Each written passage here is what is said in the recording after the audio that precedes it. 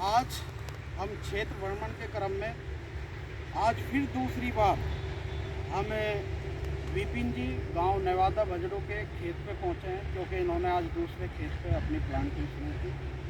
मैं पहली वीडियो में भी आपको अपनी बताया था कि विपिन जी एक वेल एजुकेटेड यानी कि MBA करके अपने गांव में आए कि मैं अपने गांव में ही नए तरीके से नई विधियों को अपना के अपने आसपास के किसान भाइयों को ये बताऊंगा कि प्रोडक्शन और इसमें बीच में ली जाने वाली जो इंटरक्रॉप है उसको बेनिफिट, इस सारी चीज़ों को मिला के हमें क्या बेनिफिट आता है, यही एक बिजनेस का रोल है। किसान भाई जो अपने अभी पुरानी विधियों से अपनी गन्ना बुआई कर रहे हैं उसमें, और जो नई विधि से अभी विपिन जी ने तैयार किया, और मैं भी आज आके बड़ा ही अद्भुत हुआ कि इन्होंने एक नया तरीका ईजाद किया। और इनका कहना है कि मैं ये तरीका लूँगा और पूरे साल इंटरक्रॉप के रूप में अपनी दूसरी फसल पूरे साल लूँगा, जिससे एक बिजनेस माइंड मेकअप करने के बाद मैं फिर अपने पूरे साल का आकलन करने के बाद ही अपना आकलन बताऊंगा कि ये मेथड आपका अच्छा रहा या ठीक रहा। विपिन जी, मैं आपसे एक बात पूछना चाहूँगा। आज मैं भी अचंभित हूँ आपकी इस बुआई को देख के। ये देखिए आपने जो इस तरीके से बुआई की, क्योंकि अमूमन किसान एक सीधे तरीके से बुआई करता है और बुआई करने के बाद इस पर मिट्टी ढकता है। तो आपके दिमाग में ये आया कैसे और ऐसी बुआई आपने की क्यों? ये क्या एक्चुअली सर, सीधी बिजाई तो हम पहले से ही करते आ रहे, बड़े भी करते आए, उनके बाद हमने भी की। ये थोड़ा सा एक नया विचार आया कि मदर शूट पे काम करो जी।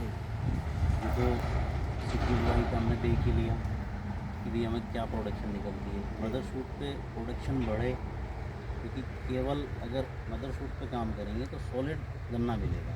आप क्या समझते हो कि ये जो पॉपुलेशन आपकी बनेगी जी, और इसका जो अभी रूट जोन बनेगा जी, इस रूट जोन पौधे को स्वस्थ रहने के लिए इस रूट जोन को भोजन किस तरीके से पूरा मिल पाएगा?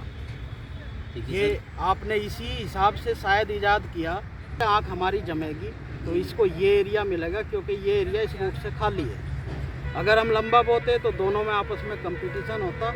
आज इसका रूट जोन जो भी बनेगा वो रूट जोन हर गन्ने का, हर आँख का अपना अलग रूट जोन बनेगा। गैप मिल के चलेगा। यस, सीधी बिजाई में अगर गन्ना डाल दें, जी, अब आंखें आगे पीछे कैसे पड़ जाएं, पास में पड़ जाएं, जी, इसको तो रक्की डाल के देख लो आप, जी, तो इसमें जोन बढ़ के मिलेगा। जी, चलो। तो मैं आज बड़ा ही एक हिसाब से खुश हुआ कि हमारे मिल क्षेत्र में यानी कि बजाज शुगर मिल गांगनौली के क्षेत्र में इतने एजुकेटेड और इतने अपने दिमाग को लगाने वाले किसान हमारे क्षेत्र में हैं। और अगर ऐसे ही किसान अपने नए, क्योंकि एक शब्द है कि साइंटिस्ट पढ़ के बनते हैं, लेकिन अगर सही तरीके से देखा जाए तो साइंटिस्ट किसान होता है, क्योंकि उसने सारी चीज़ प्रैक्टिकली करने के बाद वो रिजल्ट 1 साल तक इंतज़ार करेंगे। और अगर ये सक्सेसफुल हुआ तो ये इसको पूर्णतः दूसरे किसानों को भी बताएंगे और अपने भी यहाँ पे इस विधि का प्रयोग करेंगे। तो आप इसमें पूरी गन्ने की लाइन से लाइन की दूरी क्या रखने का आपका इरादा है? रो से रो 9 फीट। 9 फीट का आपने चुनाव क्यों किया?